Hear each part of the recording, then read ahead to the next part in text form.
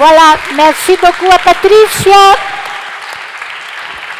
qui arrive de Milan, de l'Institut national d'astrophysique. Maintenant, le docteur Jean-Louis Felous, qui est directeur exécutif du COSPAR et aussi coordinateur de ce forum éducatif. Merci. Il faut le dire vite.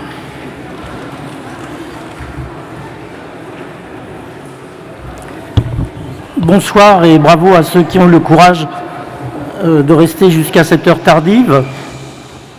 Alors, le titre de mon exposé est un peu intrigant, sans doute.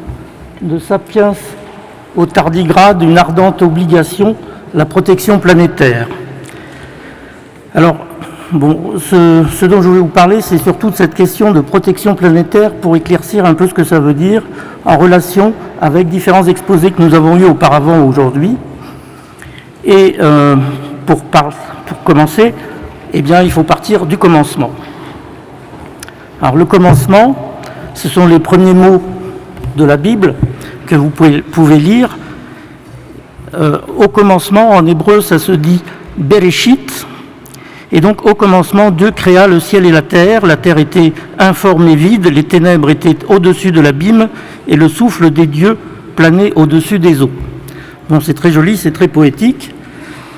Plus prosaïquement, il y a une sonde qui portait ce nom-là au commencement, Bereshit, qui a été lancée au mois de février de cette année-ci. Je ne comprends pas pourquoi d'ailleurs on a mis l'ancienne version de ma présentation. Je n'avais donné une nouvelle, tant pis, c'est pas grave. Non, ne changez pas s'il vous plaît. Bref, donc ça a été lancé au mois de février 2019 pour aller se poser sur la Lune.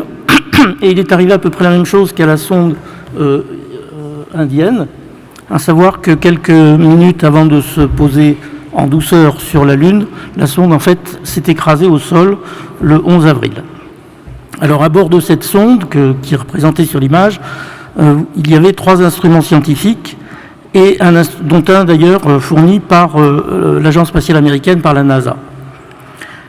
Mais en plus de sa charge utile proprement parlée scientifique, elle emportait un DVD, un disque vidéo, sur lequel il y avait une archive numérique qui contenait 30 millions de pages numérisées qui donnent un aperçu de notre civilisation. Alors on peut se poser des questions sur quel genre d'aperçu de notre civilisation on peut donner, mais enfin bon. Et alors il n'y avait pas que seulement ces choses-là, sur ce disque, sur ce DVD, sur ce disque optique, il y avait, qui a été déposé un peu brutalement sur la Lune, donc il y avait un certain nombre de choses. Les gens qui étaient les promoteurs de cette mission Bereshit avaient eu envie de laisser une petite trace de leur ADN pour les siècles des siècles, et ils avaient inséré quelques cheveux, des échantillons sanguins provenant de 25 personnes qui étaient des participants du projet, et puis quelques fragments prélevés sur des lieux sacrés. Bon, il y a un peu de mysticisme là-dedans, mais il y avait aussi un équipage, on peut appeler ça un équipage, composé d'1 millier de tardigrades. Alors, des tardigrades, vous en avez déjà entendu parler ce matin, en début d'après-midi, par Jean-François Clairvoy. Ce sont ces espèces de petits animaux minuscules, et les promoteurs de la mission donc, avaient saupoudré un certain nombre de tardigrades, 1 millier de tardigrades desséchés, complètement desséchés, sur la bande qui maintenait cette cargaison. Et d'ailleurs, il semble qu'elle aurait pu, la cargaison ou la bande, on ne sait pas, résister au choc. Alors, au mois de juillet de cette année, cette information a été portée à la connaissance du public dans les médias, et ça a suscité pas mal d'émotions. On s'est dit, oulala, de l'ADN sur la Lune. Alors, donc, ces tardigrades sont des micro-organismes tout petits et extrêmement résistants. S'ils rencontrent de l'eau sur la Lune, ce qui a assez peu de chances d'être le cas, ils pourraient éventuellement se réanimer. Bon, ceci étant, il faut ramener les choses à leur juste proportion. D'abord, de l'ADN sur la Lune, il y en a déjà pas mal. Et les astronautes dont on a vu les traces sur les images que nous a montrées tout à l'heure Patricia, ont laissé derrière eux les sacs d'ordures et de déjections humaines qui étaient supposés étanches. On ne sait pas ce qu'il en sera devenu, on le saura peut-être plus tard, avant de rentrer sur Terre. Donc sur la Lune, il y a de l'ADN. Alors, venons à la question de la protection planétaire. Bon, c'est pareil, on n'aurait pas dû avoir autant de texte sur cette diapo. La protection planétaire, c'est quelque chose qui est prévu par le traité international sur l'utilisation de l'espace pacifique, de l'espace extra-atmosphérique, qui est un traité qui a été signé en 1967 par tous les pays qui sont membres des Nations Unies. Et ce traité prévoit qu'on ne doit pas gêner la recherche scientifique conduite par d'autres pays. Et donc pour ça, il faut protéger les corps célestes, les planètes, les satellites de ces planètes, etc., sur lesquels on voudrait aller. Si quelqu'un veut y rechercher de la vie, c'est pas la peine de l'amener avec soi. Donc il faut prendre un certain nombre de précautions. Si on cherche des traces de vie infimes sur Mars, il ne faut surtout pas venir avec les poches pleines d'ADN et déposer toutes sortes de saletés à la surface. Donc ça, c'est le premier aspect de la protection planétaire, c'est éviter d'aller polluer les autres corps célestes. Alors, tous ne sont pas équivalents en matière de protection, et la Lune, précisément, est un corps céleste pour lequel il n'y a pas de règles qui interdisent. On doit simplement faire un inventaire de ce qu'on y apporte éventuellement, mais il n'y a pas de règles qui interdisent d'amener éventuellement de l'ADN, des particules, etc., des particules organiques sur la Lune. C'est tout à fait différent sur Mars, c'est tout à fait différent sur les lunes glacées des planètes lointaines. L'autre aspect de la protection planétaire, c'est au cas où on ramène des choses de l'extérieur. Il y a déjà eu une sonde japonaise à Hayabusa qui a été se poser sur un astéroïde et qui en a ramené de la poussière. Cette poussière, elle était soigneusement empaquetée, et puis le module qui s'est posé dans le désert en Australie, naturellement, s'est écrasé au sol, et on espère que le compartiment dans lequel étaient stockées ces poussières ont échappé à l'écrasement. Ils ont été recueillis en prenant multiples précautions. Bien entendu, de la même façon, on a ramené des pierres de Lune. Sur la Lune, on sait qu'il n'y a pas de vie, donc on ne s'en inquiète pas. Ailleurs, on ne sait pas. Et on ne voudrait pas ramener sur Terre des pathogènes qui pourraient se révéler mortels pour notre civilisation qui n'est déjà pas brillante. Alors, donc, protection planétaire, c'est protection des autres planètes et protection de la Terre. Donc on va parler un peu de la protection de la Terre. Je vous parle de ça parce que le COSPAR, c'est ce comité mondial de la recherche spatiale qui a été créé en 1958 et qui a la vocation à favoriser la coopération spatiale internationale, mais qui a aussi la charge vis-à-vis des comités des Nations Unies de fournir les règles de protection planétaire. Donc c'est un peu notre spécialité. Alors, voyons ce que disait Léonard de Vinci, on va quand même lui donner un peu la parole à propos de la protection de la Terre. Alors, il existe des manuscrits qui sont au British Museum, les manuscrits Arundel, dans lesquels on trouve un certain nombre de textes, dont un texte dont je vais vous lire que le paragraphe du milieu, si j'y arrive.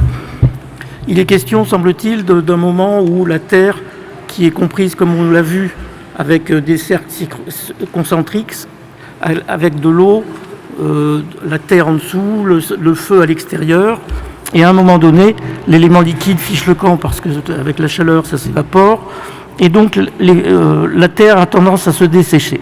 Les fleuves resteront à sec, la terre fertile ne produira plus ses bourgeons, le champ ne connaîtra plus l'ondulation des blés, tous les animaux périront faute d'herbe fraîche pour se nourrir, les lions dévorants, les loups et autres bêtes rapaces n'auront plus de pâture pour vivre. Et après beaucoup d'expédients désespérés, les hommes seront forcés de renoncer à la vie et la race humaine cessera d'exister. Voilà un peu la fin du monde vue par Léonard de Vinci dans ses manuscrits Arundel. Bon, toute comparaison avec le réchauffement climatique ne peut pas être complètement exclue, même si ici on a une présentation un peu exagérée. Alors en fait, le danger, il existe. Il existe et il est connu. L'humanité épuise les ressources terrestres. Il y a le problème du dérèglement climatique qui en ce moment attire particulièrement l'attention des médias. C'est pas que ce soit une nouveauté, ça fait 30 ans que les scientifiques répètent ça sur tous les tons, mais personne n'écoutait. Dégradation des sols, pollution, raréfaction des ressources en eau, perte massive de la biodiversité, surexploitation des océans, etc. Bon, donc tout ça c'est connu, c'est archi-documenté depuis des années. Chaque nouveau rapport du groupe d'experts intergouvernemental sur l'évolution du climat, on en est au 6e, répète la même chose qu'avant, avec une virgule, un chiffre de plus après la virgule, mais on n'apprend rien de nouveau réellement. Le dernier rapport sur les océans répète ce qui a déjà été dit depuis 30 ans au moins. Bref, donc il est urgent que les dirigeants du monde prennent toutes ces alertes au sérieux et évitent que les tardigrades ne soient les seules prochaines espèces dominantes sur la Terre et peut-être même sur la Lune, puisque on y en a déposé. Voilà, bon, je ne vais pas vous lire tout ça, parce que là aussi, c'est pas du tout les transparents que je voulais vous montrer.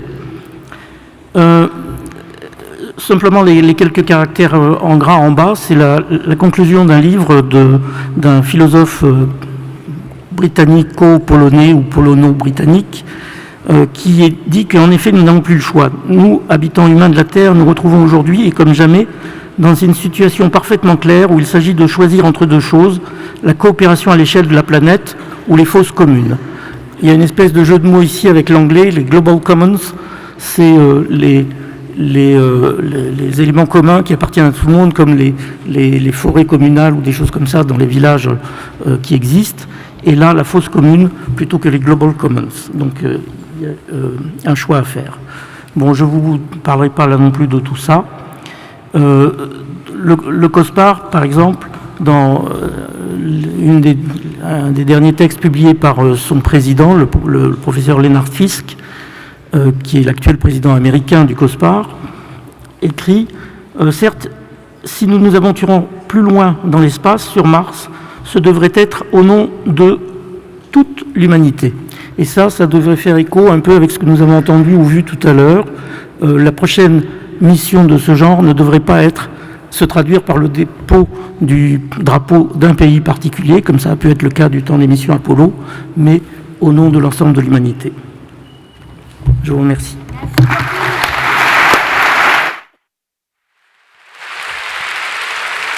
Merci beaucoup, Jean-Louis Fellouz.